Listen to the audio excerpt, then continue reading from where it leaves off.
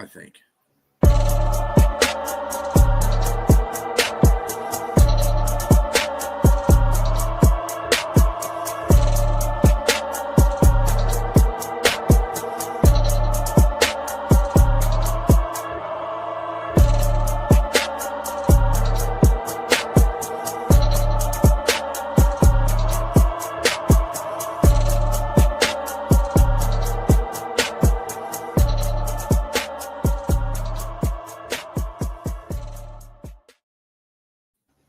Good evening.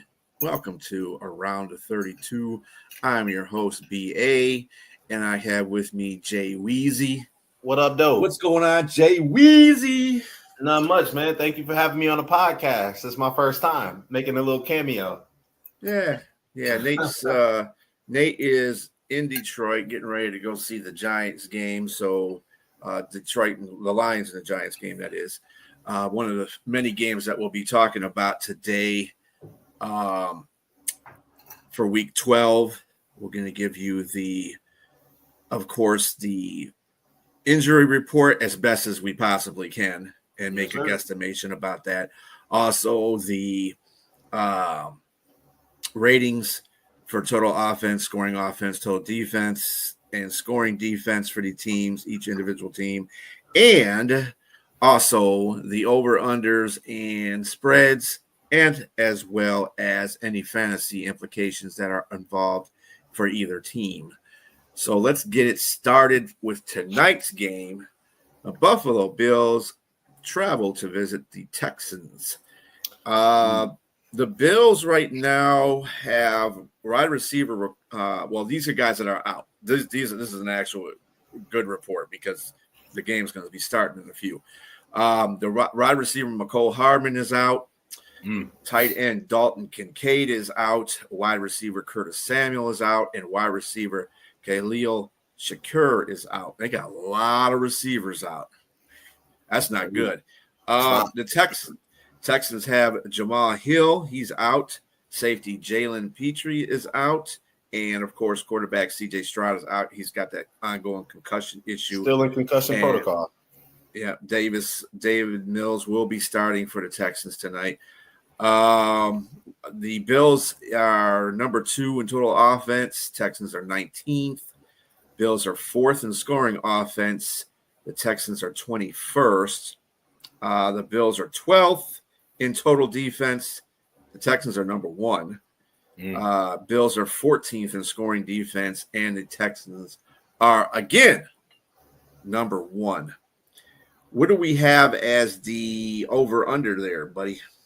Over-under is 43.5. I actually like that.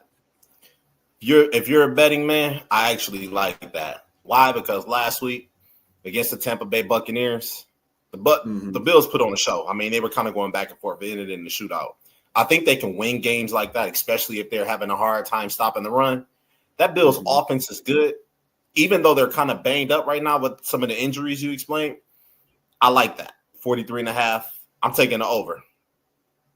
I like it. Okay. And they're, what are they, 5.5 point favorites too? 5.5 point favorites, yep, on the road, which is weird because we know the home team usually lays, 3.5? Kind of given, and they're a 5.5 point dog. So while I think that those injuries are going to come back and the chickens will come home to roost with those injuries, I am going to take Buffalo to cover. Why? Because C.J. Stroud is still missing. He's really the heart and soul of that offense. And we know that Davis Mills, he's kind of that stopgap guy until C.J. Stroud comes back. So I think this is really that week that their luck runs out because they're running up against a Super Bowl contender team that's kind of up and up. Take the Bills to cover that. All right. What fantasy implications? What guy do you have for each side you think is gonna make an impact? Well, a guy on the Houston Texans I want to first start with is receiver Nico Collins. I think Nico Collins, he and Davis Mills seem to have a little bit of chemistry. That's the guy that you want to go to, your number one guy. I think that's a guy you could probably take for at least 6 to 7 catches for over 100 yards and maybe a touchdown. So if you want someone you want to look at a in fantasy, Nico Collins would be your guy to start.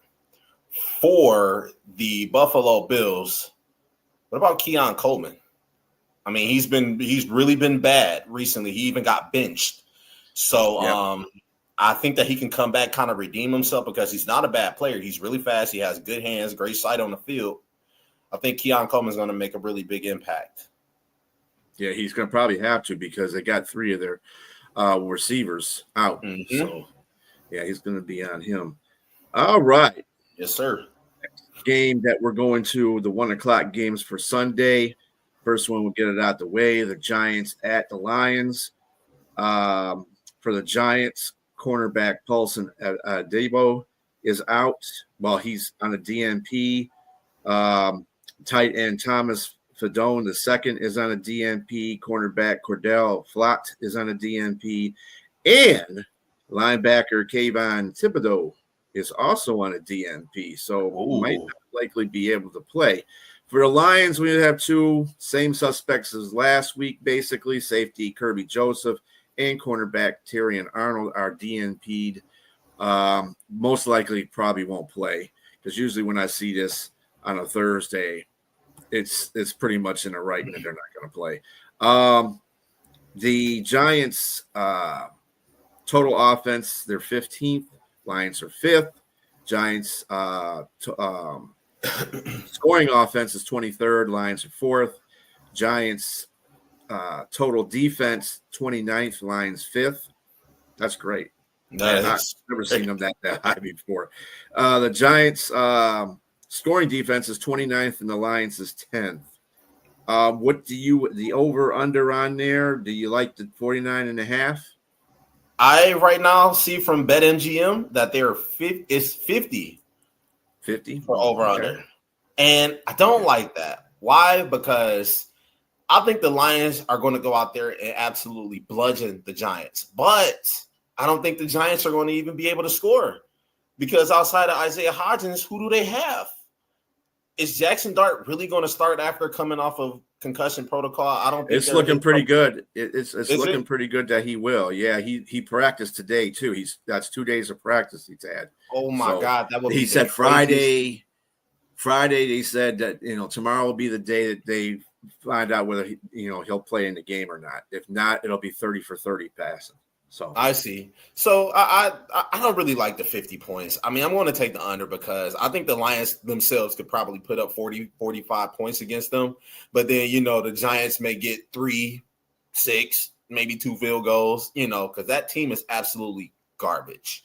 So I'm taking the under, and the Lions are 10.5-point favorites at home after losing against the Eagles. When they come off of a loss, and especially they're playing a bad team like the Giants, I think they're really going to just go out there and mess them up. So I want to take the Lions to cover. Okay. I'm taking the Lions to cover.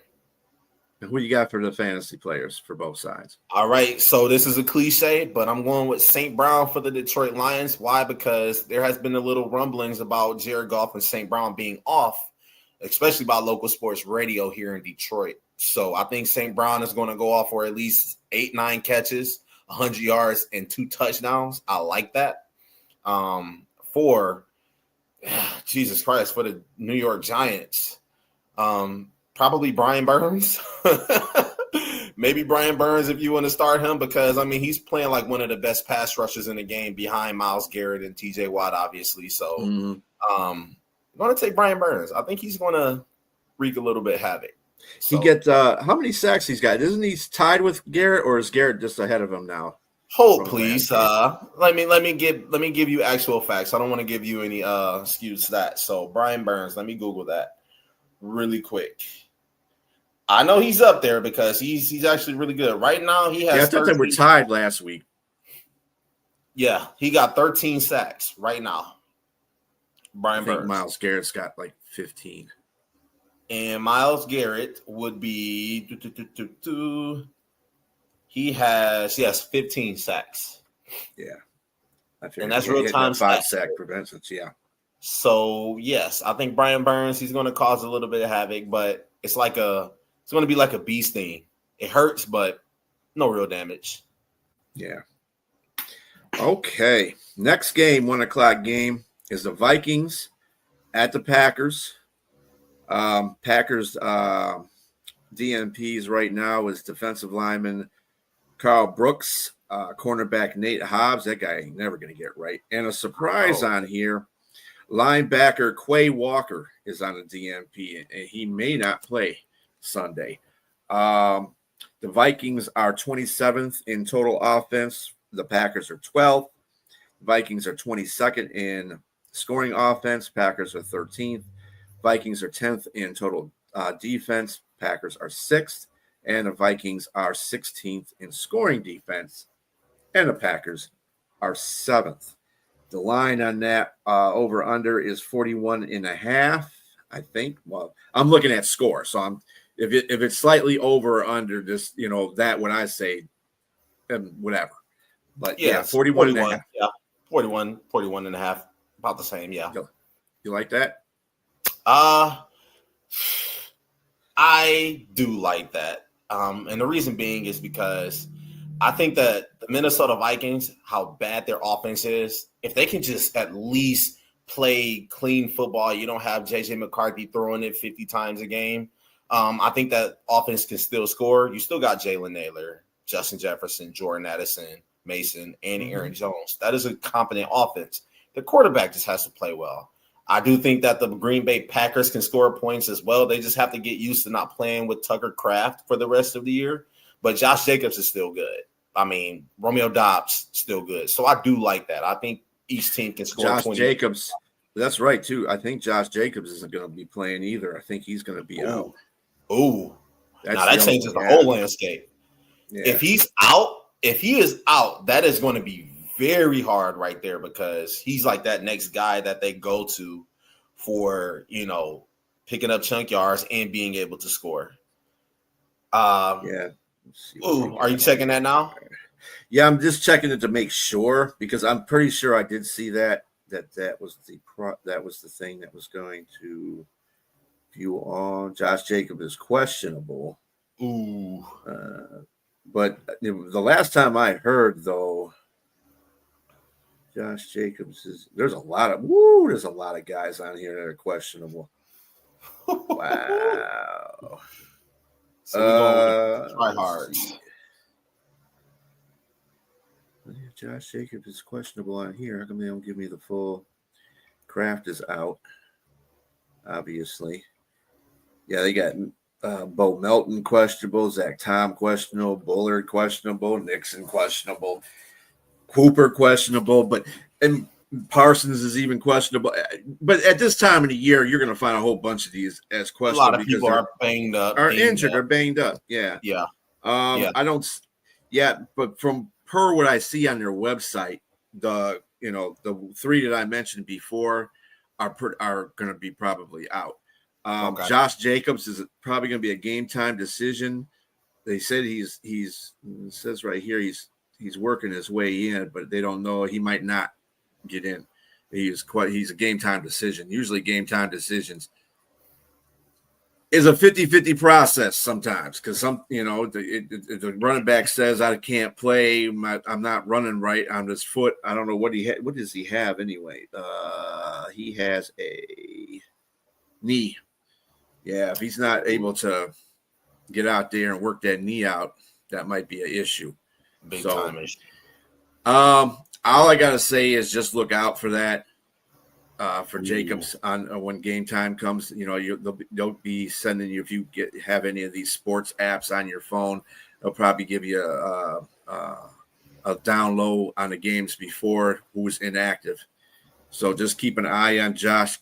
That will change the game pretty much and how it's played. So, what do you have I see that the game. So you like the 41.5, but do you like the 6 points by Green Bay? I do not, because I think this is a trap game. I mean, 6.5 points is a lot of points to lay on the road in division. I think that's going to be a big factor. I think they're kind of telling people like, hey, bet on the Packers, but Minnesota can come up and be sneaky and actually win. If J.J. McCarthy just calm his ass down and actually just go out there and play his game of football, Minnesota could be dangerous. So I'm taking the Vikings in the points because I think they're going to win that game. I think that Green Bay Packer offense, especially with Jacobs being banged up, may struggle. That kind of just changed the whole trajectory of things. But I did just get a little bit of playing very well anyway. Right, exactly. I did get a little bit of breaking news. So Keon Coleman is a healthy scratch again. So that fantasy pick that I just had for Keon Coleman, I may have to backtrack that and probably go with someone like Cook, running back Cook. Mm-hmm. Maybe have to go out there and play Superman today. Just run the ball as much as he can and pick up good yards and put them in scoring position. So I have to change that. Damn. That's not good for Buffalo. Buffalo just has no wide receivers. Thin. Jesus. Thin. Okay. Paper thin. All right. So the next game we have for 1 o'clock slate is the Colts at the Chiefs. No real bad injury reports here. I don't see anybody out or any DNPs, really. There's no, Buckner's still on IR for Indianapolis, but that really hasn't stopped them too much as far as their defense is concerned. Ward is still out. IR. Those are about the let's see, nothing here for the Chiefs. Yeah. It's a really light report besides everybody that's already been out. There's really limited playing in full potential. I didn't see any DNPs on there. So they should be fine coming into Sunday. The Colts are number 1 on total offense, and the Chiefs are 7th. Colts are number 1 in scoring offense, and the Chiefs are 9. The Colts are 19th in total defense, where the Chiefs are 7th, and the Colts are 9th for scoring defense, while the Chiefs are 4th. Surprising numbers for the Chiefs when they're 5-5, but and they're getting the we're getting 49.5. I see 50.5 right now on BetMGM. Okay. Yep, 50.5. I don't like that because both defenses are really good. I don't think they're going to let each other have their way, with each other defenses. I think this is going to be a very tough physical game on defense. And I'm taking an under on that because that's a lot. And I see the Chiefs are 3.5-point favorites. Now, the Chiefs just lost to the Denver Broncos. And, it was a tight game. They really battled back and forth. It was an indivisional game. A lot of people picked the Broncos to win the division. And while the Chiefs may seem like they're falling off and everybody wants to see the Chiefs lose, they're like Michael Myers. They keep coming back. I will never write the Chiefs off. I swear I would never write the Chiefs off until it's the end of the playoffs or, they just get eliminated from the playoffs altogether. So I'm taking the Chiefs. I'm taking the 3.5 with the Chiefs. Okay. Yeah, when I just did the pick'ems, I picked the Chiefs too. I just think the Chiefs at home are a whole different team than they are on the road. It's harder to play, especially against your division rivals. The Broncos they're not a joke in defense. They're actually better than the Chiefs in defense. Yes, absolutely. But I'm telling you, the Colts, their defenses are good. They're playing pretty well. But when I see 19 in total defense to Chiefs 7th in total defense, and I see what the Indianapolis record is compared to the Chiefs, kind of tells me that Indianapolis is kind of just flying by with their defense. So we'll see what happens here. The Chiefs got all their weapons. So that'll be something impressive. And without Charvarius Ward in that lineup, I know they got Sauce, but he can only cover one person at a time. Absolutely. And Charvarius Ward is that other guy. He's that yin to his yang. So I totally get it. Yes. Yeah. Yes. All right. Yeah. So I don't. Charvarius Ward's not playing, and you just got Sauce out there. And what's his name? What's the other guy's name? I forgot what his name is. Are you talking about the guy who came from the Niners? That's Ward. That was Ward. No, we're talking about Kellen Moore. Kellen Moore. That's what it was. Kellen Moore. Yeah, Kellen Moore. He's like the nickel corner, but he's pretty good. But you still got too many receivers out there that run pretty good, and I just can't see that happening. You know, somebody who's been sneaky good, that actually I won't even say sneaky good, but been a really good addition was Kareem Hunt. I mean, catching out of the backfield, running out of the backfield. Not a load isn't on Isaiah Pacheco as much as it was last year, you know. Mm-hmm. So, and with Pacheco out, Pacheco hasn't been the running back he had when he started playing for the Chiefs. So, and Kareem has been able to spell. You know, another guy that I don't want to admit that's been pretty good for the Chiefs too is Hollywood Brown. Yeah. So who do you? Speaking of which, who do you got? First of all, who did you have for the Minnesota and the Green Bay Packers as far as fantasy? Fantasy, I'm looking at for the Minnesota Vikings. You can never go wrong. This is like a sure pick right here with Justin Jefferson. Justin Jefferson is, you know, guaranteed to go out there and give you yards. He's going to fight to the very end. So I'm taking Justin Jefferson for the Vikings. For the Green Bay Packers, this may sound crazy, but Romeo Doubs.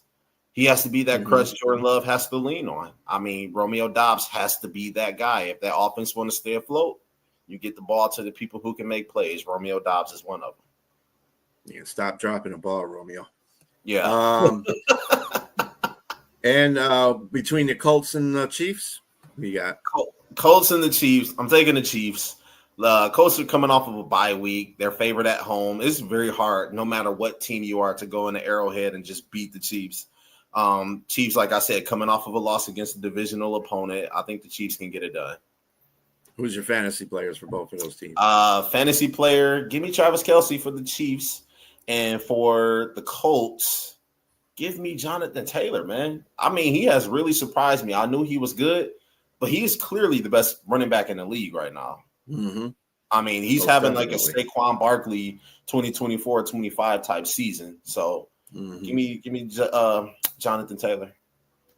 All right. Next, we have the Patriots versus the Bengals. Bengals got a crap load of injuries right now. Trey Hendrickson, DNP today. Our running back, Samaje Perine, is out. Defensive end, Cameron Sample is out. And cornerback, Cam Taylor-Britt, which is one of their better cornerbacks, he got DNP today too. So I'm not seeing any of those guys starting. The Patriots don't have anybody that's DNP the last couple of days. So they're riding pretty high. Patriots are 9th in total offense to the Bengals 23. 7th, the Patriots are in scoring offense. Bengals are 18th.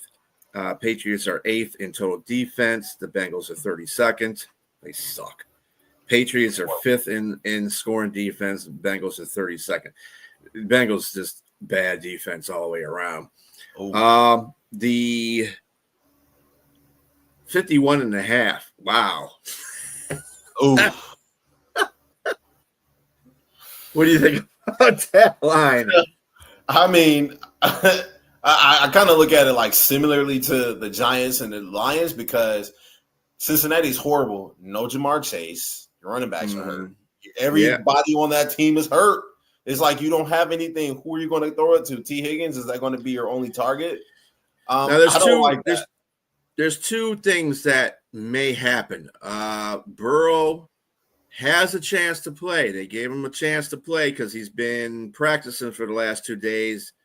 I think they're going to see if he can go full tomorrow. He had limited practice the last 2 days. See if he can go full tomorrow, and then see what he can do Saturday. So he'll be a game time decision. But usually with game time decisions, they'll probably just sit him, just let Flacco come in there. But they better.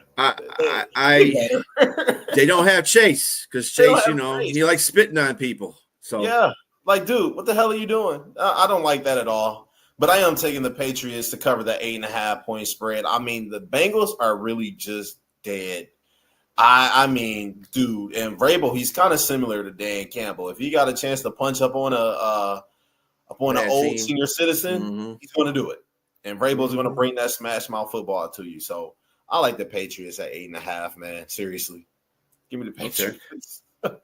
What do you got as far as the fantasy players for both sides? T. Higgins on the Bengals. I think that's a given because that's really the only offensive player you can rely on. And for the Patriots, I want to say Stephon Diggs. Stephon Diggs has been balling out, and he's been quiet over there. And I think that he can give you, maybe 5-6 catches for 75 yards and a touchdown, maybe even more. We'll see. But give me Stephon Diggs. Touchdown for the new baby, huh? Yep, exactly. Every new baby, he gets a touchdown. I mean, can you believe that, dude? This dude has like 15 kids. Right. Wow. No, I don't think any woman more famous than Cardi B, though. Anyway. Crazy, dude. All right. So speaking of Cardi B, we have the Steelers. And they're playing the Bears. Oh, shoot. And the Bears, they may be without 3 linebackers and 3 pretty big name linebackers too. Tremaine Edmonds, TJ Edwards, and Noah Sewell. All 3 of them are DNP'd for the second day in a row. Might be not likely that any of those 3 will play. Although they do say that Jalen Jennings or Johnson might be coming back. He might actually get in this game. And who's the other guy that they said that would come back? He's another secondary guy. Yes, Stevenson's having a see the Bears here. Where's he at? Gordon, Kyler Gordon. He just can't, they still got him on the IR on here, but they said he may come back. Well, he'll be coming back. But at least they will get JJ pretty soon too. Yeah. And Steelers, the only problem on Steelers is defensive tackle Cameron Haywood. He's been DNP twice already too, so he's probably not going to play. So Aaron Rodgers is a full go. Aaron Rodgers is. Let me see where he is here. They don't even have A-Rod on here. Let's see. Questionable. He's questionable, so he should play. Okay. He may play. If not, we got Rudolph the Red Note Mason. He'll start. MVP Mason, as Robbie likes to call him, one of our I like followers. That. MVP Mason, I like that. Now, the Steelers are 28th in total offense. The Bears are 4th. Ben Johnson's got that offense cranking over there. Steelers are 12th scoring offense. The Bears are 8th. Steelers are 28th in total defense. The Bears are 27th. Steelers are 16th in scoring defense, and the Bears are 26th. I don't care how you look at it. Bears got crappy defense right now. And I know they're missing some players, but dude, they just bad. You can't. They had. If it wasn't for the fact that the Bengals, the 2 of the games that they won, the Bengals couldn't tackle a tree at the end of that game, or they would have lost that game. The Giants, if Dart didn't go down with a concussion, they would have lost that game. They couldn't stop Dart. Dart was darting all over him. So you're right. I don't, as looking at it from a perspective as I don't believe in the Bears until they actually beat somebody that's a pretty good team. I mean, the Steelers are okay. They're what? They're the same record too, I believe, aren't they? 5. I want to say they're 5. Yeah, their record is 6-4. So they're 1 game behind the Bears. They have their moments when they play too. They're a Jekyll and Hyde team as well. So absolutely. But they're playing in Soldier Field. They are well, the over under is 45.5. You like that? Yeah, I like that. I think that could happen. I think somebody who really jumped off the screen to me is Darnell Washington, that tight end. I mean, that's a big boy. That's a big boy. Did you see he got on a podcast with St. Brown? What's up, Liz? Did you see he got on the podcast with St. Brown and say he was 3'11" at least? Dude, that's like Penei Sewell. Like you said, Penei Sewell running around, dude. That's crazy. But I do like that. I think Pittsburgh can get it done. Aaron Rodgers, he's always seemed competitive against the Bears. Now, that's if he goes, which is we're kind of assuming that he does go. But I do like that 45.5. And the Bears are a 2.5-point favorite. Taking the Bears, I'm going to stay with my consistent pick with the pick'ems we did on our other show. So I'm going to take the Bears. I seen a stat that said the Steelers all time in Chicago are 1-12 since 1936. That's a good stat. And I don't think that's going to change. I think the only thing that's going to change is that loss column. They're going to be 1-13 on Sunday. Well, if Aaron Rodgers is playing, you know whose daddy Chicago is, right? Aaron Rodgers. You're right. You know he's going to come in there with that mentality too. He's going to like, yeah, I own this team. The Bears. But if he plays, yeah, he'll come in with that mentality. So I mean, it's going to be nice. It's going to be a nice game. It's going to be a nice game, and I hope Pittsburgh wins. But that's just because of the NFC North hate. But anyway, absolutely. In reality, I'm with you. I think Chicago will probably pull that one out. Yeah. Who's your two fantasy guys for one for each side? Fantasy for the Bears. As much as this dude's like that fly that won't go away. Rome Odunze. He gave Michigan hell when they played him in the playoffs, a couple years ago. He's really coming to his own. He's really looking like a number one receiver, doing well. I think he's going to go off on Sunday. I'm taking Rome Odunze for what's that called? And for Chicago and for the Pittsburgh Steelers. How's Warren doing over there? He's healthy, right? Jaylen Warren, yeah. Yeah, he's Jaylen Warren, man. Like he about to have a nice game. You can run the ball up. Chicago's not good against the run. Yeah, you can run that ball up the middle. You're picking a pretty good guy. And Duze is one of those kind of on the cliff guys because he started off his season on fire. That dude was on fire. I think JSN was the only one that was playing better than him. And then he hit a wall. He got injured and he just hit a wall. And he came back. He wasn't the same guy.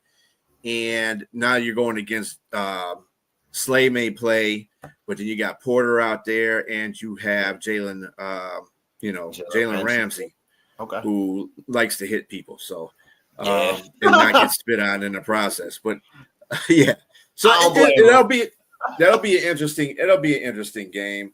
It will be those perspectives. It will be. Get your snowshoes ready. It's gonna be cold. Yeah, Soldier Field. That wind's going to be coming through off of Lake Michigan. That's not going to be pleasant. I've been there in the winter, and it is not fun. It is not fun. Fortunately, Pittsburgh plays on the outdoors too, so they won't be too phased by it. They get cold weather as well because they're off a river as well.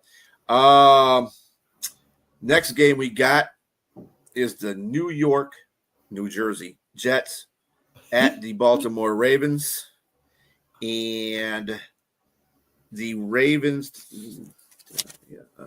Here we go. For the Ravens, two guys that are probably not going to play as wide receiver Rashad Bateman and cornerback Kean Martin.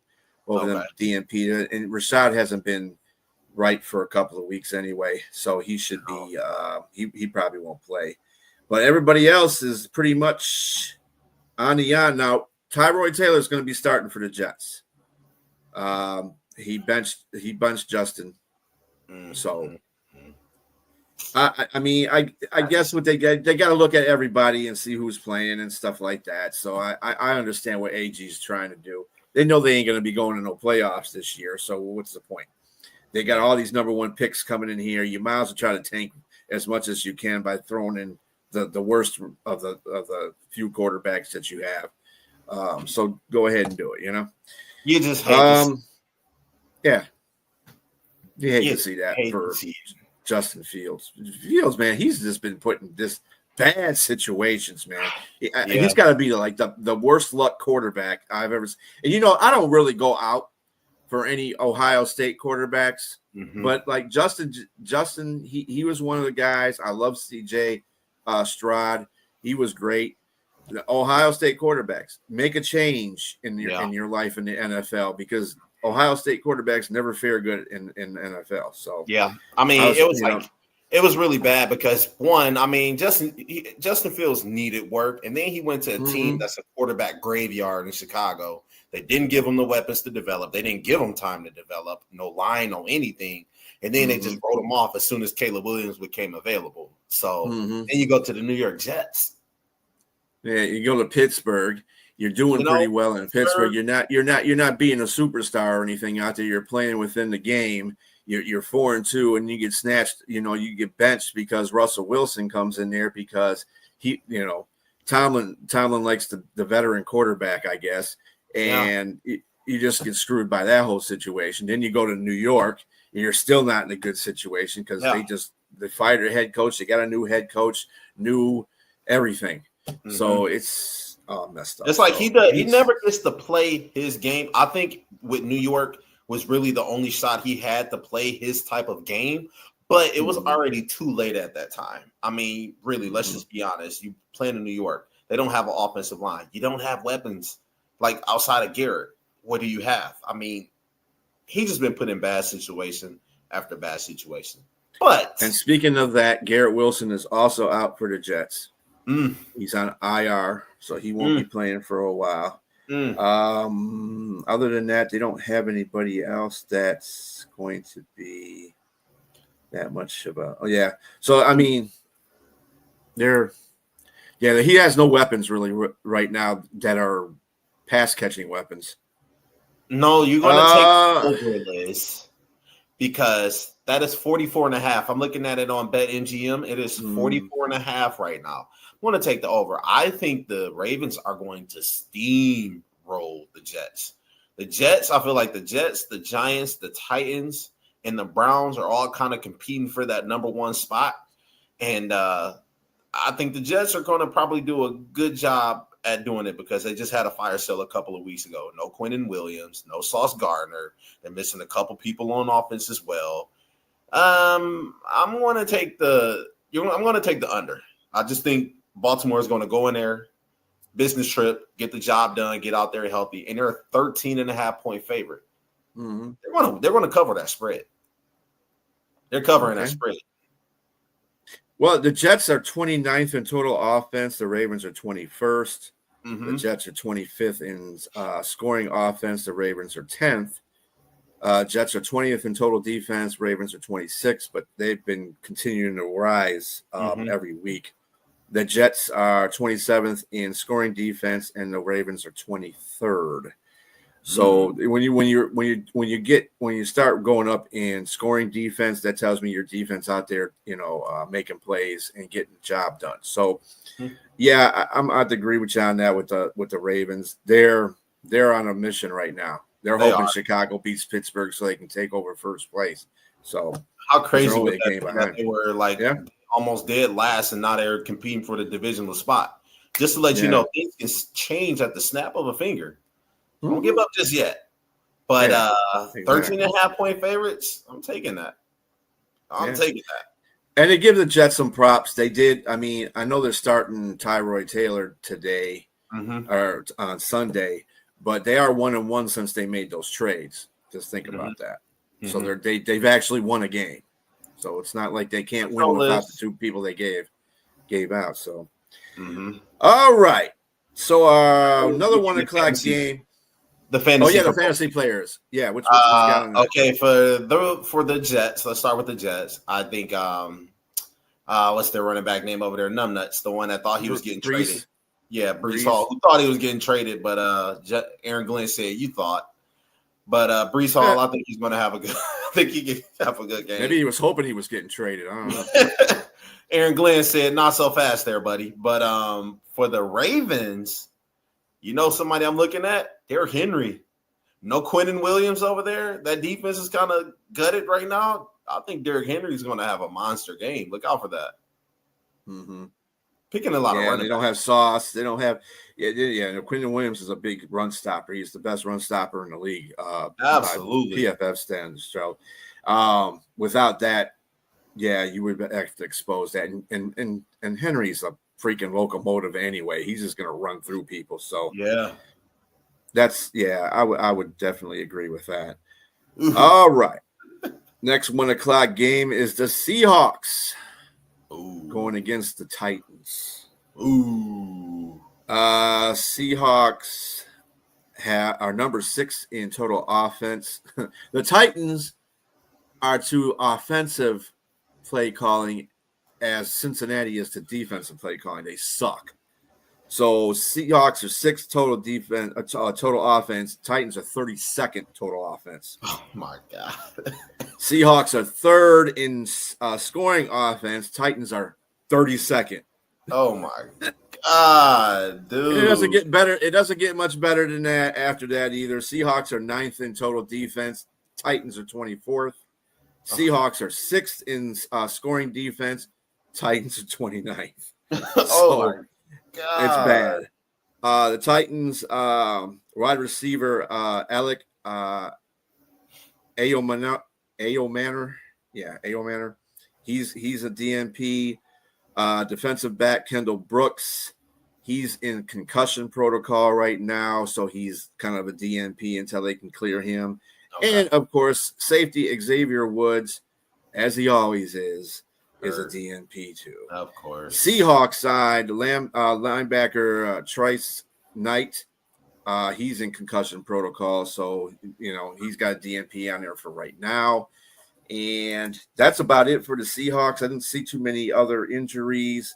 I'm looking just to make sure we got everybody here. Yeah. I don't think there's anybody that's nobody on the Seahawks based on, Julian Love will be coming back pretty soon. He was on IR, so his window is going to be opening pretty soon. Okay. On the Texans, there's nobody really. Calvin Ridley went out with that lower leg injury. He's on IR, so that's another weapon that the Titans don't have on number 32nd, offense. My God.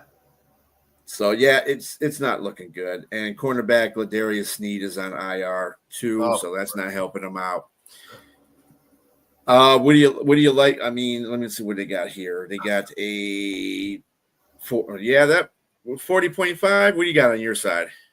Yep, I got 40.5. Okay. Yep. You like that? Yeah, I like it. Damn. Dang. Okay, Liz. Well, that's the AFC South hate, Yeah, she feels. I get it. I feel the same way about our teams, but I like it. I think Mike McDonald, he needs to have that team bounce back after letting that loss against the Rams slip away. So I think he's going to have them prepared. I think that their offense is going to be humming because Sam Darnold threw 3 interceptions? Was it 3 or 4 interceptions? 4 interceptions in that game, and that was like vintage Sam Darnold right there where he sees goals. But I don't see anybody on the Tennessee Titans defense going to be doing anything to him, pressuring him in any kind of way. So, I mean, Justin Simmons can probably put some pressure on him, but I mean, you got one guy. The Rams had a team effort in the defense. Yeah, they had a team effort in stopping him. So they punished him up the middle. They took advantage of the fact that Seattle's offensive line in the middle is kind of like our offensive line in the middle, and they just came up the middle and gave him all kinds of fits. So that's the reason why he threw 4 interceptions. But Rams got good defense. The Titans do not. Yes, exactly. So I think they're going to go in there and just stump a mud hole in Tennessee's behind. So 13.5 point favorites on the road too. I'm taking that. I'm taking every bit of that. So I'm taking it over. Okay. Who's your fantasy guys for each side? Fantasy, give me Cam Ward. I think Cam Ward needs to still, be on the up and up, make progressions. You're the number 1 pick for a reason. Remember that. Don't forget it. And on the Tennessee Titans, for the Seattle Seahawks, Kenneth Walker. I mean, Kenneth Walker is a beast. I think he needs to have a big game this game. Run the football. Yeah. Show him who you are. Yeah, he does. Why you're there. Give me Kenneth Walker. Yeah, their run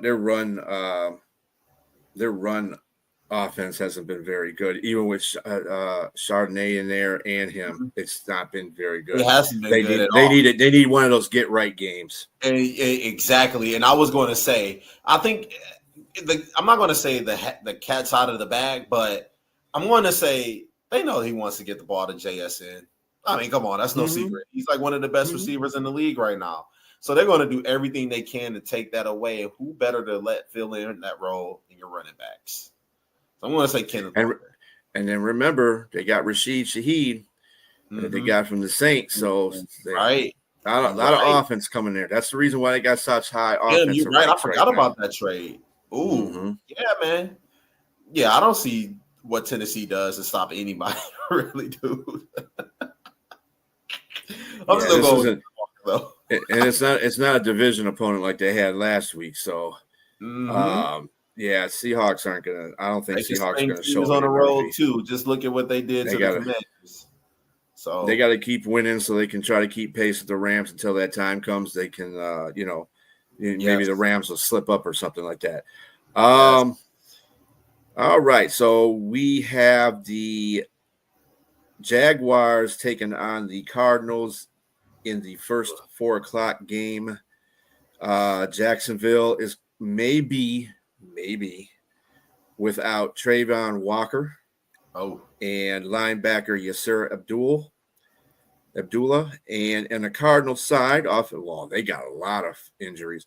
Offensive lineman Kelvin Beachum is a DNP. That's not good because they need offensive linemen. Sure linebacker Baron Browning, running back, they got like barely any running backs. Bam is the only one they got really that's healthy.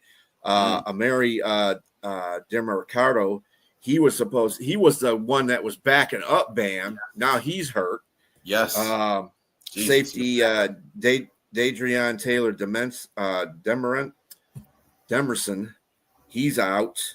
And offensive lineman Jonah Williams, another starting offensive lineman that's DNP. Goodness gracious, man. Goodness gracious. and the Jaguars are 20th in total offense. The Cardinals are 14th. The Jaguars are 13th in scoring offense. The Cardinals are 19th. Jaguars are 14th, surprisingly, in total defense to the Cardinals 21st. Jaguars are 12th in scoring defense to the Cardinals 25th. They are 47. You got 47.5?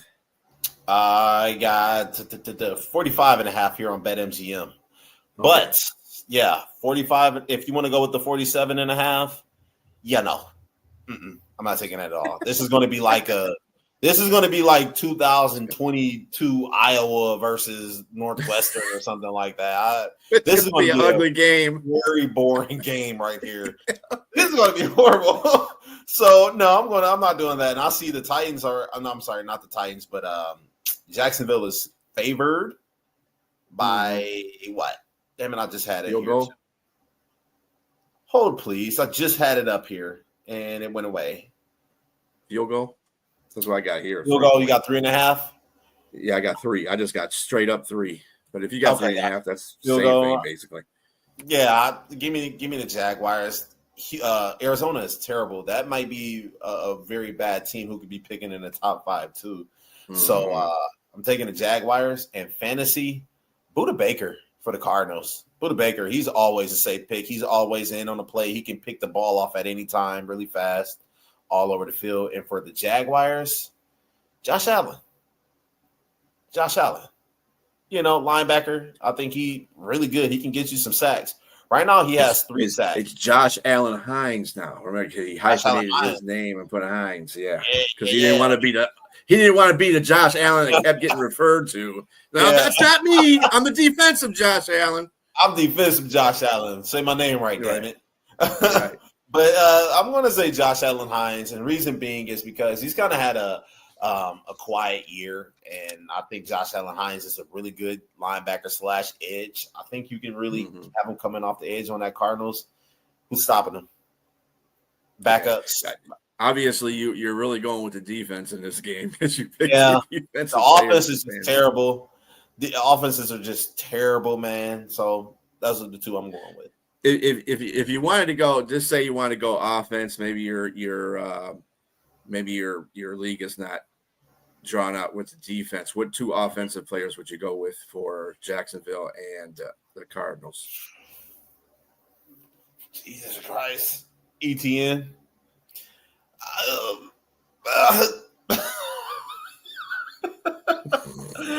Oh, I mean, this they is got horrible. decent. They got decent offense. I mean, they still got Brian Thomas. They still got Jacoby Myers. Remember, they got Jacoby Myers from the Raiders. Oh no, man! Do you think Jacoby Myers want to be there? No, well, I think he does want to be there. He didn't want to be in the Raiders. That's for sure. That he has to get away from them. So I don't know.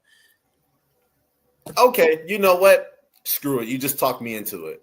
Let's go, Jacoby Myers. New team. I know this is second game with the team, right? Second, third game with the team. Third team, yeah. Let's go out here. Let's get some catches. Let's go and take advantage of a bad defense, a bad team in general. Give me Jacoby Myers for the Jacksonville Jaguars. Well, just remember your boy plays in that bad defense. I know, and it just kind of sucks that he's out there. And he's made a couple good plays, but he's been a pretty good corner. Everywhere. He ain't gonna be Will everywhere. Johnson. We're talking about Will Johnson from the University of Michigan. There you go, University of Michigan. Yeah, he can't be everywhere though. But I'm still going with Budda Baker for the defense on Arizona. That's like my favorite player. He's like a top 10 favorite player of mine. All righty. So now, I was talking about worst games. The Browns. They're going to the aforesaid Raiders going to Las Vegas there. The only really significant injury, a lot of the later games, you're not going to get good reports because they're later games. But of course, quarterback Dylan Gabriel still dealing with a concussion. He is out. Shedeur Sanders is starting for the Browns. So that's going to be interesting in itself. Let's see here. They have any other further ones that are anything?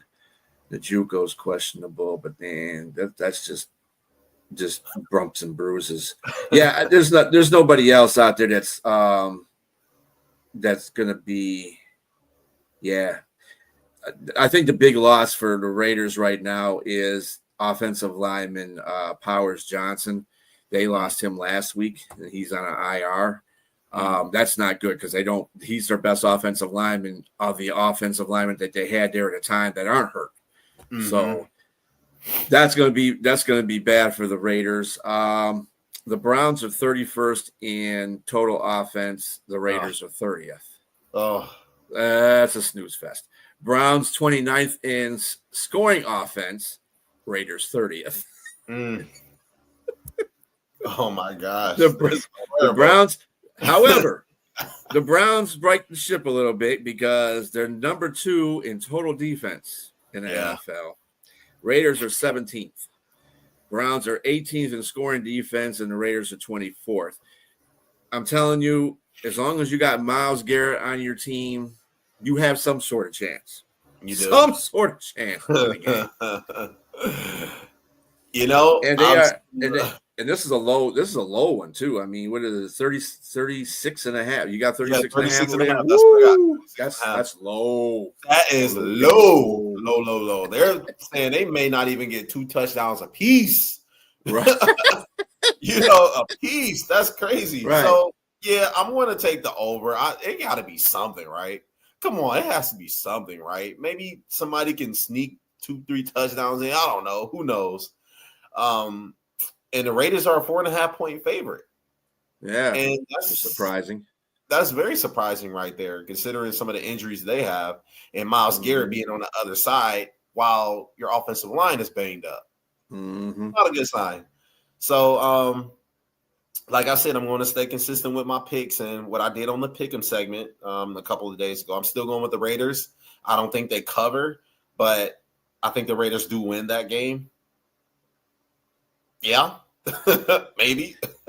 Liz, if you're still watching, I think well, on the Pick'ems I picked Cleveland because I don't have no faith in the Raiders, and I don't really have much faith in Cleveland either.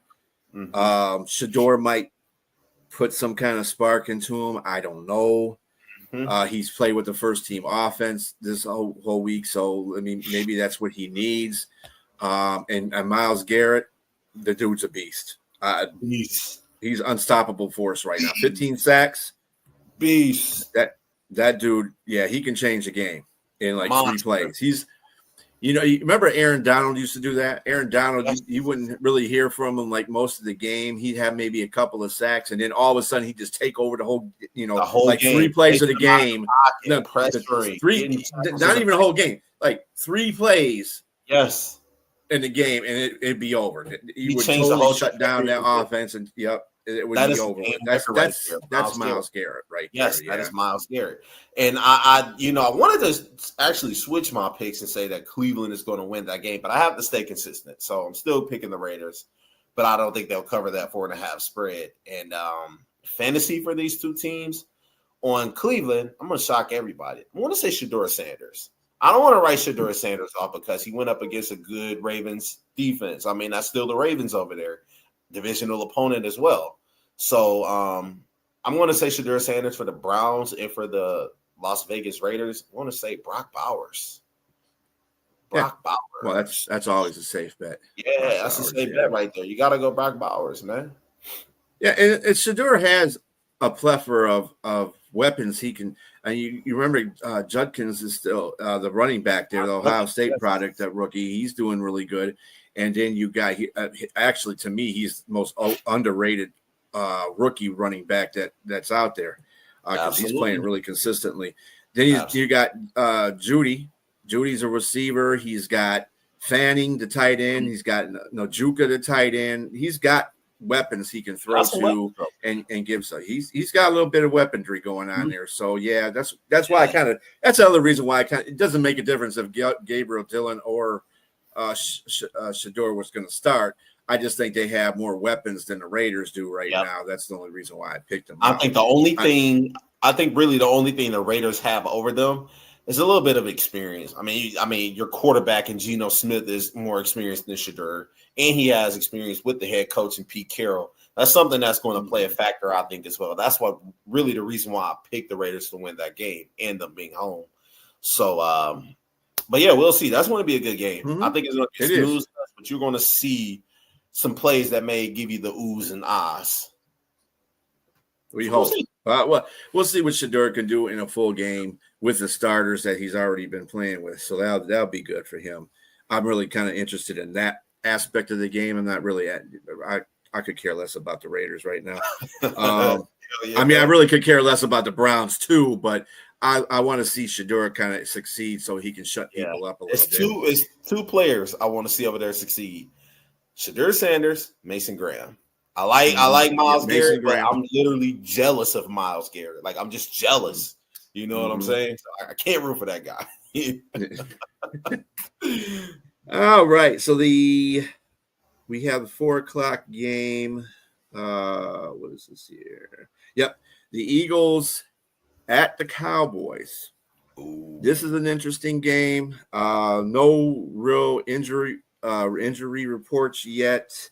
Although, let me see if I can pull up anything off of here, because usually the score is pretty good about that. And shout out to the score, by the way. When I usually pull off, let's see. Ojulari, Miles. These are people that have been off their rosters for a while.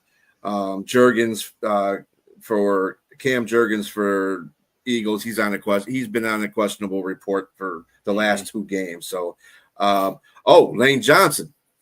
Doubtful. He's going to play. Yeah, doubtful is out to me. Yeah, he's out. Yeah. I thought they ruled him out for a while. Yeah, I think. Well, they got him as doubtful in here, but that basically means that he's out. Yeah, he's going to be out. Yeah.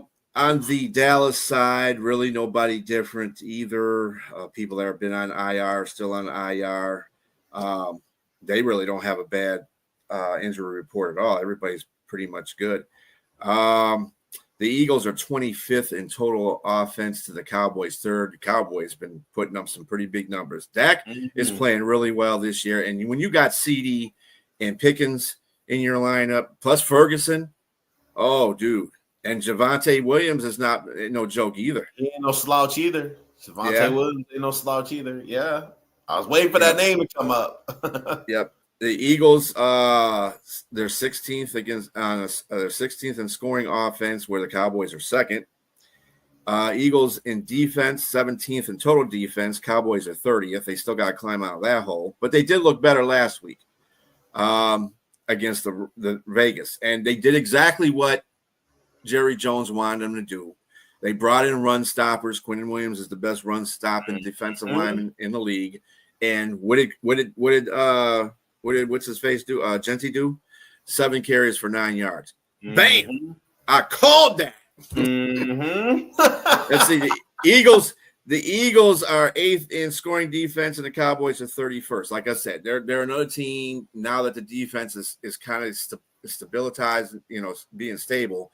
They're going to start going up in the rankings. So they are at this moment 47.5. You got 47.5? I got 47.5. Yes. How you like them odds? I like it. Remember last game? Ooh, actually, hold on.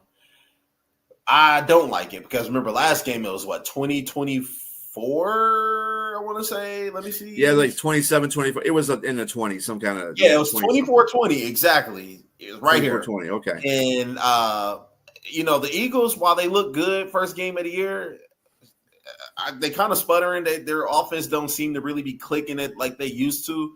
Now you're going up against an actual good defense with some run stoppers. They can stop the run, yeah. Saquon Barkley ain't going to be able to run left or right or up the middle. That off defensive line is going to be on his ass. So I'm probably going to take the under. And like I said, man, I might have to pick Dallas to win that game. It's in Dallas too. Yeah.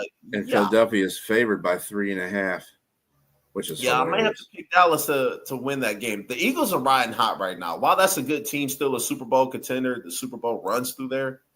Let's be honest. Dallas is going there to win. This is their time to really win. They really want to punch them in the mouth, especially since Jalen Carter was out there spitting on people as well at the beginning of the season. So, I'm taking Dallas, man. Yeah. I think I picked them as well. Because the Eagles are just not. Yeah, it's not. They're Super Bowl champions. That's the most respect that I'm going to give them. Mm-hmm. What I saw against the Lions, I think mostly the Lions shot themselves in the foot that whole game with the offensive play calling, but their defense was just killing their offense. And I've never seen a team stop the tush push as many times as I saw the Lions stop the tush push. And maybe what will happen is from this point on, people will start looking at the Lions. What did you do to stop this tush push? And they'll start looking at tape, and they're going to start copying what the Lions do and start stopping that tush push. You want to know what they did? The key is always alert the refs. Mm-hmm. Make sure they're not going off sides on these tush push Philadelphia, because Philadelphia's fans on there were talking about, he hit his hand in there and they should have called that. I said, well, as many times as your team has false started on a tush push and not get called, I don't care about that. And it's only a neutral zone infraction if they hike the ball. They didn't hike the ball. You have to hike the ball, otherwise the defensive player can move back. That's which was funny because the official, the head referee that they have on there is like, that should have been a penalty, dude. You don't even know your own rules. Right. What the hell? And B, you're a football player just like I was. I know you even coached as well. When the offensive line is set, no matter where the defensive player is lined up, you cannot move. You can't so much as even rip out a fart. You can't do it. You have to sit still. Once that ball is set and the quarterback says set, you have to stay still. So you tap in that other guy's hand. Yeah, that's a false start. Mm-hmm. Sorry. You're touching the guy. And you're touching him. How blatant can you be? You're touching him. Come on. Let's be honest. You're supposed to be touching him. He's outside. Really quick, the Lions did a great job stopping that tush push. Why? Because they sent in a linebacker off the edge to keep Jalen Hurts. Because Jalen Hurts is delayed, maybe about a second, 2 seconds. He's delayed, which gives the linebacker enough time to sit and hold him in the backfield so he's not able to push forward with everybody else. I've seen Anzalone do that. I've seen Campbell do that as well. Yeah, Campbell did that. Yeah, I think I noticed it more in Campbell than in Anzalone, but it still was effective stop. They effectively stopped the tush push. Like Dan Campbell said, I don't care. You can have a tush push. You just got to learn how to stop it. And it looks like that was something that Shepard did. You know, he was really focused in on doing that. He said, okay, if they get these 3rd and 1s, we're going to stop them. And if they do it again, we're going to stop them again. And that's exactly what they did. And that's exactly what they did. And I'm going to tell you, that's going to be a blueprint for how to stop the tush push from now on. Mm-hmm. As many times as they stopped it, they didn't stop it in the goal, almost stopped it in the goal line, but that was the only time that they got the tush push in. But yeah, and you want to know something really pretty quick? Much. And you want to know something really quick? Everybody was like, "Oh, the Packers." I mean, even myself, I was scared of the Packers defense. I'm not going to lie. I can't hold you. But the Lions did the best job against that Eagles defense more really than anybody. I mean, they really stopped a broken play.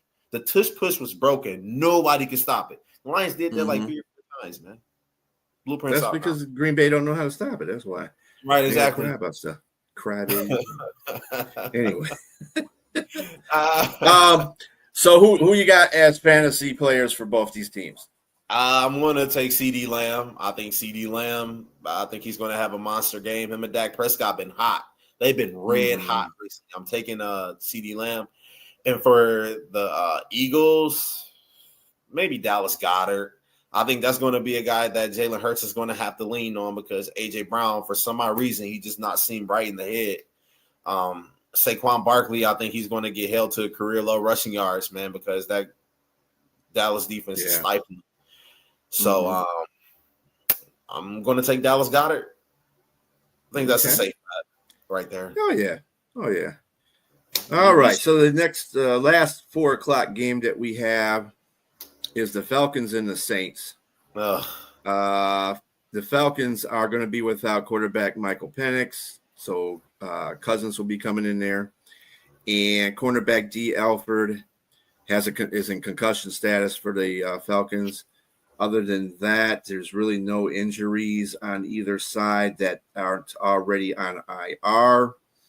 And let's see, just to make sure. Oh yeah, London is not going to play either. That's a big loss for the Falcons. That's big. For anybody, whoever's quarterbacking, because you need that guy to help you out. Other than that, that doesn't look like anybody see. Yeah, everybody's playing. Fuaga is going to be playing because he was out last week, but he's coming back to tackle for the Saints. So that's good news for the Saints. Falcons are 16th in total offense to the Saints 26th. Falcons are 27th in scoring offense to the Saints 30. Falcons are 16th in total defense to the Saints 10th. And the Falcons are 19th in scoring defense to the Saints 21. And just remember, Shook has been playing a lot better too. That's another thing. He's been playing better than Rattler. The over under. What's the over? What do you got? The over under over there? 39.5. 39.5. Yep, that's what I got. You like that? I like it.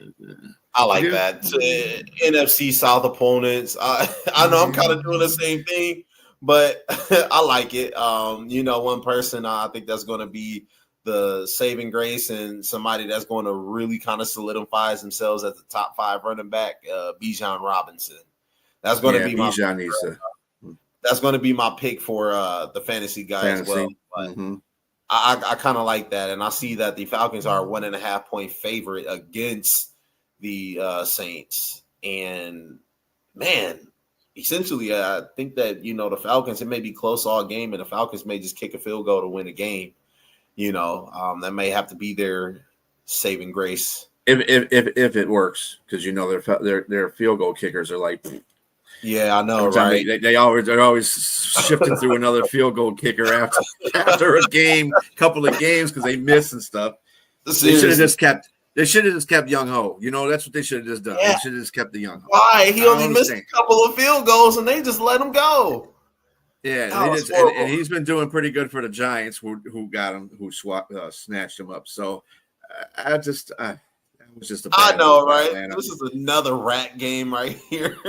But what do you got for the Saints? Who's your player for the Saints? Chris Olave. I'm gonna go Chris Olave. Chris Olave. Oh yeah, Chris Olave. I gotta go Chris Olave. I think he's really. What's up, Dennis? Philadelphia What's up? fan, right there. Speaking of Thank which, you for watching. I'm gonna go Chris. Yeah, Chris Olave would be good. Yep. No, that's a good pick. I like Chris Olave. I feel that if Atlanta loses this game, Raheem Morris is losing his job. Right I think so too. I think so too. I mean, can you think of another team with the like weapons that Atlanta has that's underachieved so much? Nope. They would be it. Seriously, I mean, Drake London, Kyle Pitts, Bijan Robinson, Kirk Cousins, and Michael Penix. Dude, what is going on? Decent offensive line. And you got defense that has like 2 or 3 number 1 picks on it. 2 bookends that are rookies. I mean, I don't understand what's going on. And the defense is something Raheem Morris is supposed to be good for. And the defense they started off good at the beginning of the season, but they've slowly just fallen down. And it's bad. You get beat. You get beat as bad by Carolina, and you got beat by Carolina twice, by the way. It's the first time in a long time that they've gotten swept by Carolina. I mean, they kicked your ass the first game, and then the second game, they literally just out-muscled you. It's like, what are we doing? Because they had Atlanta had a 14-point lead, and they just came back on them. So yeah, that's exactly true. I have a question. How pissed off do you think the owner and the fans are that they invested all of that into the defense, and you drafted Michael Penix when you just signed Kirk Cousins to a big contract, and it hasn't worked out? In fact, it was counterproductive for the franchise because it was a lot of, I'm not going to say turmoil, but it was talks. Let's just say it was talks about Kirk Cousins feeling a little bit salty that they drafted him and then benched him after he had that injury. Mm-hmm. You know, how pissed off do you think the fans and the owner are? Well, that's what I'm saying. That's why Raheem's on very thin ice right now. If he loses this game, he's gone. I wouldn't be surprised if ownership came down there and said, you can't even go back. You can't even go back to Atlanta. You're not coming with us. Take that headset off. Take that headset off. Take a plan. I don't care. You ain't coming back with us, bro. You and a GM actually. No, seriously, man. Yeah, just both of y'all. I feel bad, man, because I had high expectations for that team. Seriously, I had high expectations. I thought they could win the NFC South, at least battle with Tampa Bay, but they have been horrible. I mean, just nothing short of just a bust. They have just failed, man. It's horrible. Mm-hmm. Yeah, horrible. I don't know. I don't know what's going on with the Falcons. I had them second, at least in second place, challenging Tampa Bay for the number 1 spot in that division. Yes. And they are just failing beyond failing. They're like 2-8 now. Oh God, they suck. They're horrible, man. They might have to tell Raheem Morris, hey, take off all that Atlanta gear, take off your headset, and ride back home. You're not riding with us.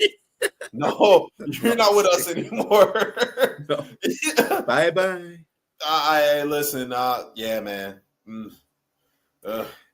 All right, so who did you say? Oh, yeah, you told me who you got in the fantasy. Bijan and Olave. Okay. All right. So on Sunday Night Football, which will be a better game than most of the games that are on the regular day, the Buccaneers going up against the Rams. Ooh. The only thing about the Rams right now, we got wide receiver Xavier Smith in a concussion protocol, so he's going to be probably a game time decision if he plays. He's Xavier Smith, who nobody knows who he is. He's a wide receiver for the Rams. That's all you know. Other than that, he don't really get on the field too much. So if he's on a concussion protocol, his ass probably going to sit out. So whatever. Oh my gosh. Other than that, yeah, there's no bad injuries here for either side. I do think that Irving may play for. He's questionable. He hasn't been. Bucky Irvin. Hassan Reddick is also going to be playing. Jamal Dean's also going to be playing. The only thing I don't see Goodwin on here. Let me see if they got him in here. I don't see Goodwin out here, but Igbuka is playing as usual. So they'll have him. If I'm telling you right now, if Bucky Irvin is able to play this game, it'll be a whole lot better for Tampa Bay and Baker Mayfield. Because he needs that help. He needs that help. Absolutely. Rachaad White is like trying his best to carry that running game. It's hard. They need Bucky back for sure. Absolutely. Mm-hmm. That's like one of your top offensive players right there. I mean, really, if you think about it, he's kind of carrying that. Yep. And I see the Rams are 6.5 point favorite. Over under is 49.5. I like that. These are two offenses that can get right after it. Their defenses are good as well, but their offense, I believe both offenses are kind of better out dueling their defense, their counterparts. Now, what's going to play a big factor is how well will Bucky Irvin be if he does play? How effective will he be? You know, because he's been having a nagging injury that's kind of keeping him sidelined for the last couple of weeks. And if he isn't 100%, I wonder how will that affect his running ability to be able to cut, to be able to make those quick cuts and jukes. Going to be a big factor. I do like the 49.5, though. I love that. I'm going to take the over. As far as the Rams being a 6.5 point favorite, this is in Tampa Bay, correct? If I'm not mistaken. No, it's at LA. It's LA in there laying 6.5 at home. Ooh. Well, let me put this in some perspective. The Buccaneers are 17th in total offense to the Rams, 8th. They're also 10th in scoring offense to the Rams, 6th. Buccaneers are 22nd in total defense. The Rams are 13th. Buccaneers are 21st in scoring defense, and the Rams are 2nd. So Rams are pretty much top 10 in every category except for total defense, but their defense has been getting after it. Something I would think that they would be cautious in putting Bucky Irvin in this game because that defense will get after it, and they will try to kill that guy. So, I mean, first game back, you got to play the Rams. That's going to be messed up. And the Buccaneers, they're a 500 team against the spread over the course of the season. They're a 500 team. They're going on a roll, and they're a 6.5 point dog. God dang it, man. I think this is going to be a game that Tampa Bay actually upsets the Rams. The Rams been riding high, and they kind of been up and down as well. Matthew Stafford's playing at an MVP level, but one game that I just can't get over is watching San Francisco walking into SoFi Stadium, taking it over and beating the Rams when they were clearly the better team at that time.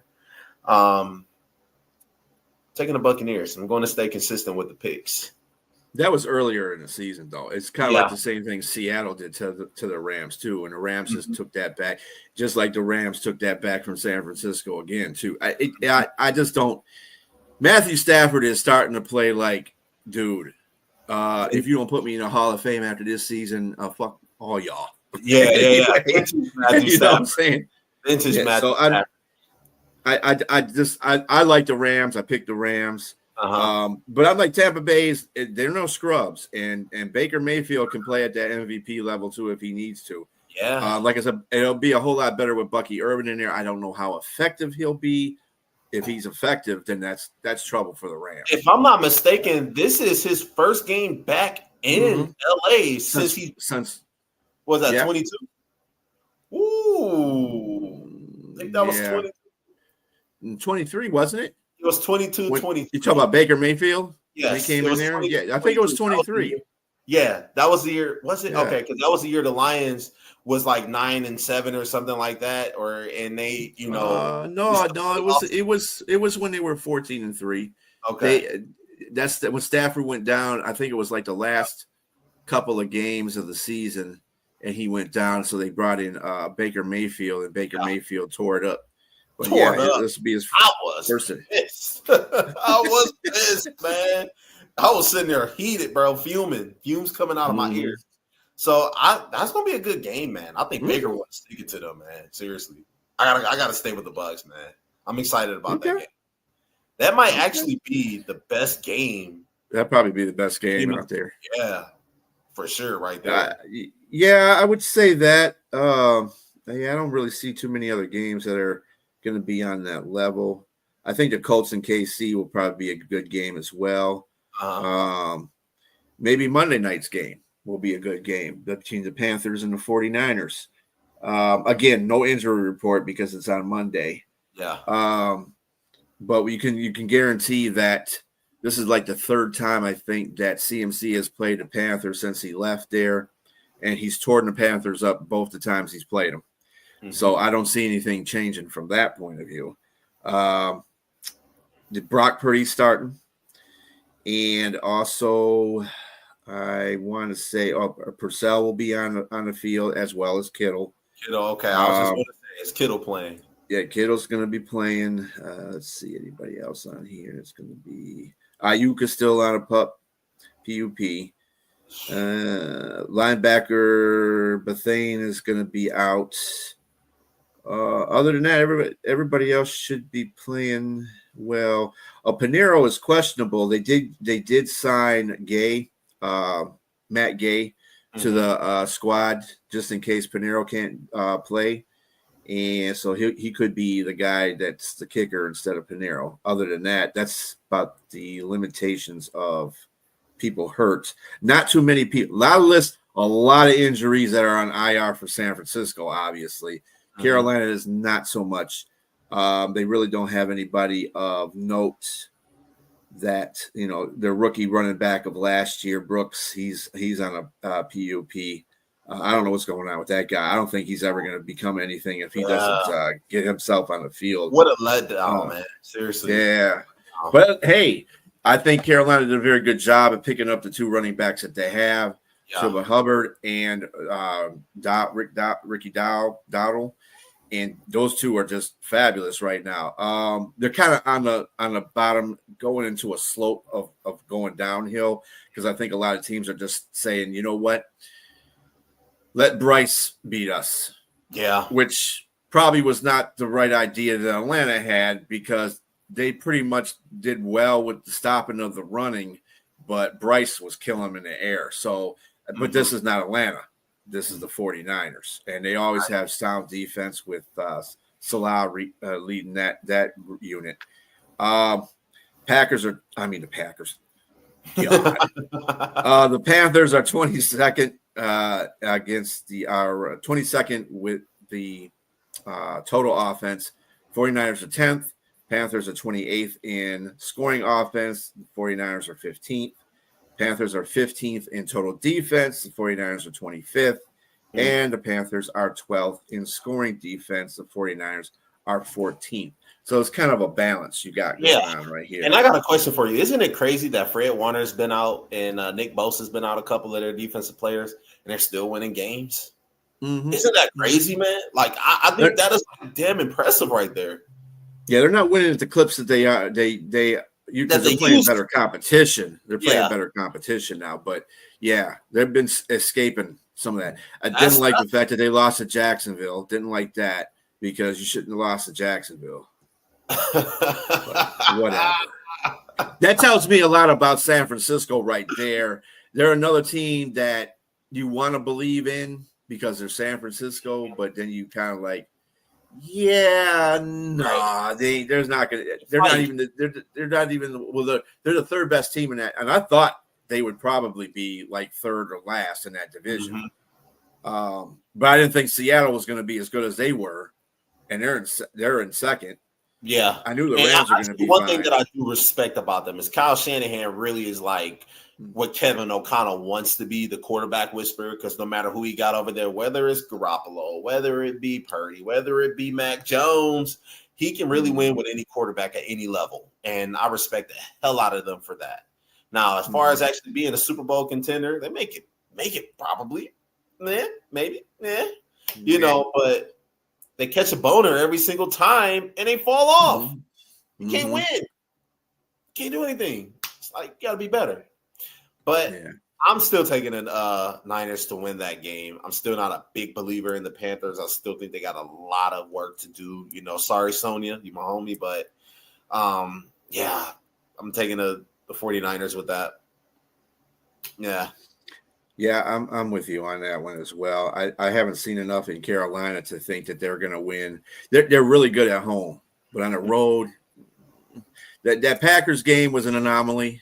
They did play really good against the Packers, but I think that was a combination of Carolina, using all their effort to win that game, and Green Bay just not having good offense. Yeah, period. It seemed like they're struggling to find an identity, and they want to be really good on the offense, but they're just not. You're a defensive team. Really, let's just be honest. You're a defensive team, and I think they try to go out of their way to be cute, and it's like, dude, play to your strengths. But we'll take it. I'm a Lion fan. I don't want the Packers. So yeah. FTP. Yeah. So who's your fantasy players in both of these? I was going to go Christian McCaffrey because he was talking me into it, but I have to go George Kittle. And reason being is that this is going to be the first game George Kittle and Brock Purdy play together in a while. So it's like I want to see what they can do. I think that Brock Purdy gets him involved early on. So I'm going to take George Kittle on the 49ers. On the Panthers, I'm going to say Xavier Legette. Xavier Legette, I mean, he's really becoming that. I'm not going to say superstar, but he's like becoming that personality everybody likes to love, and he can make good plays. I think he can make a couple good plays. And I was going to say Chuba Hubbard, but I don't know. I'm just going to say. I'm surprised you didn't say T-Mac. No, T-Mac is T-Mac's not burning it up though. He has been, but I think he's going to lose a little bit of steam. We'll see though. I mean, I could be wrong. I could definitely be wrong. You could be right too. Yeah. So I mean, 50% chance. 50. Yeah, I'm going to go with a get country ass. Yeah, he needs. Sonia is our resident. If everybody out there is listening, Sonia is our resident Carolina Panther fan. Believe me, she's a Carolina Panther fan because she'll let you know that. But she was the one in the beginning of the season talking about Xavier needs to get himself together and be more receiver-like, be the first-round pick that they picked him to be. And at the beginning of the season, it was T-Mac getting all that, and Xavier kind of looking like, we're going to do the same thing this season. But then he started picking up in the last 3 or 4 games. So we'll see. Bryce has been finding him with his Smurf self. They've been finding him. So, again, I think the thing I don't believe in, and I'm with J-Train when I say this, he's the Saint fan, but I just don't think that I got to see much better in Bryce Young. Bryce Young started off the season crappy. I think that's why the run game was so prolific, because the run game had to be, because he wasn't doing anything. Yeah. And he has games like he had against Atlanta, and then other games it's like, dude, what are you doing? Why were you picked so high? He can look really good at times, and then he can look really bad at times. And horrendous at times. Yeah. Who are you? I want to know, who are you? Because you got the talents. Seemed like you got the arm strength, but it just seemed like sometimes your decision making isn't the best. It's like in big moments you kind of freeze up. I know you don't want to be known for that. That's not what you want. The outlook to be. That's kind of hard to come back from. But Bryce Young is very talented. I don't want to shit on a young man. I think he's a good player, but you have to find an identity. Yeah, he is. He's a really good player. Yeah. I guess you're right. He has to find identity. He's got to find the right. When he was with, when Cohen was there, he did very good, very good. So I'm not Cohen. Who's the guy that's he was the Tampa Bay coach. Offensive coordinator. The coach for the Panthers. But anyway, he got sat down for a little while to say, dude, you I don't know what's going on with you, but we're gonna sit you down for a minute and see what happens. And he came back with a lot of fire, and he closed out the season really well. But now it's like he's starting the season like he started last season. Dude, you can't do that.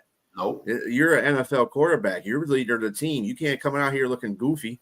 You gotta play consistent. I just don't understand. I don't understand what it is. I agree. But anyway, on bye week this week, we have the Denver Broncos, the Chargers, the Miami Dolphins, and the Washington Commanders, Redskins, whatever the hell you want to call them. They are all on bye. 2 of those teams are, damn. We're going to be without the Broncos and the Chargers watching them play football. And then there's Miami and Washington. It's like, oh, we don't care. No, I have a question for you. Yeah. Who do you think gets fired first? Mike McDaniel or Raheem Mostert? Raheem Mostert. You think so? Gotcha. Yep. I think Raheem gets fired first. Gotcha. Yes. I think so too, because GM down there in Miami kind of say, hey, you know what? No matter what happens, we want to stay committed to Mike McDaniel throughout the end of the year. And I think with that being said, I really think that they still believe in him. They just are having a roster issue, with Tua Tagovailoa not panning out to be exactly what they were. I think that kind of threw their plans off. And, you traded for Tyreek Hill. Now he's hurt. Jalen Waddle can't stay healthy on the field. It's a lot of stuff going on down there in Miami, but I do think their owner and GM still believes in that coach. What do you think? I think I believe. Well, one of the presses that I saw the GM make, he said, "We believe in McDaniels as long as the team doesn't give up on him. And when a team gives up on him, then he's going to get fired." Basically, that's what he's saying. And they have been playing pretty close games. Yep. So, I mean, they played a pretty good game overseas against Washington. I thought that was going to be one of the points right there. If they didn't win that game, and you really can't say too much about that either because it was overseas. Miami was the home team, I believe. Yeah, Miami was the home team. Washington is not playing that good. And they really, if you think about it, if they played at Miami should, if they played in actual Miami, yep, they should have beat the brakes off Washington because Washington is like where Miami was 3 weeks ago. They should have. Yes. They should have. But they were overseas, new stuff going on in Madrid. And so but they won. They found a way to win, and that's what they did. So, and then they beat Buffalo the week before. Those two things right there are going to keep you a coach. Keep you as coach. As long as the team is playing for you, like the GM said, he's going to stay. And they got 3 to 4 winnable games coming up. You got the Saints, you got the Jets, the Steelers. Like I say, I mean, I picked the Bears to beat the Steelers, and we think the Steelers are still like kind of a good team, but that's still a winnable game for them. The Bengals, come on, I'm not really scared if I were them, but I mean, we'll see. They can possibly finish the season with 7 to 8 wins. I don't think you fire McDaniel after you can't do that. If he gets close to 5, he can't be 500 because it's an odd number. I don't know what games you play, but the closer you get to that number, 8 or 9, he should be fine. He should be real fine. And then they're going to probably just clean house at the end of the season. I don't know what they're going to do with Tua, but I think it sounds like Tyreek Hill is out the door. He's got a whole bunch of issues besides football issues. He's got, domestic abuse. That stuff's got to go. Off the field stuff going on. Jalen Waddle, he's trying to play well, but he gets hurt a lot too. He definitely is a solid number 2, but that's all he's going to be in his career to me. And then they don't got. I mean, they're filling in the tight end position with. They should have never got rid of what's his face to the Pittsburgh Steelers. They should have kept him. Ramsey, huh? Ramsey, not Ramsey. No.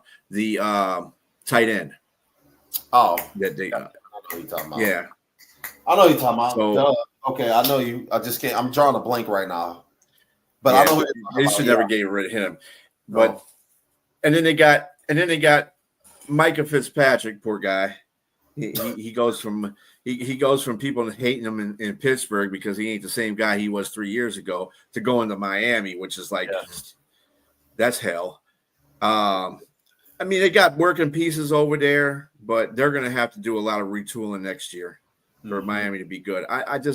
Miami just is in this era where like they're looking for Dan Marino and Mark Clayton and the Miami Dolphins that were flying high in the 80s, and they're not going to find that. They need to find a different type of identity because this is a new year, new age of football. So they got to start. They did it right I think they did it right with the coach. Although the coach sometimes, and Mike is, sometimes looks like he's been on a bender. I wonder He's been on a sometimes bender. He's been he'll have like elevator music playing in his headset because sometimes it's like Jeopardy. Sometimes like the music, he's just like, dude, what are you doing? Why are you putting Tua back on the field after he's stumbling and he just don't know where he at? He looked like a kid with a blindfold on. Like that seriously. depressors, man. Depressors are hilarious. It's like, dude, how much crack did you smoke before you came out here? Or did you sniff a whole lot of cocaine? What the hell's going on? The dude he gives you these incoherent answers. Oh my It's gosh. like, I mean, if I was the owner, I would drug test him every week after he did a presser. I'll be like, dude, what is going on with you, man? You come out there, act like he smoked about a whole bag of J. And it's like, damn, what is wrong with you, man? But, my thing Daniel. And it's like, I know he has that like TV personality, where a lot of people think he's funny and stuff like that. But it's like, dude, you gotta clean that up, man. Here. I mean, you're professional. You're in a professional area. You're a coach of a professional football team in the NFL, and you come out there. I mean, there's coaches that have like Dan Campbell, Mike Vrabel, Mike Tomlin, those kind of guys that come out there with the charismatic. You really can at least follow what they say. Yes. Mike McDaniel, sometimes you'd be like, "What are you talking about?" Dude, start talking about Hershey's Kisses. Somebody said it's a good day. He said, "Yeah, it's a good day. It's a good day to die," or something like that. I'm like, dude, really? That is bad, topic, man. Yeah, no, you're right.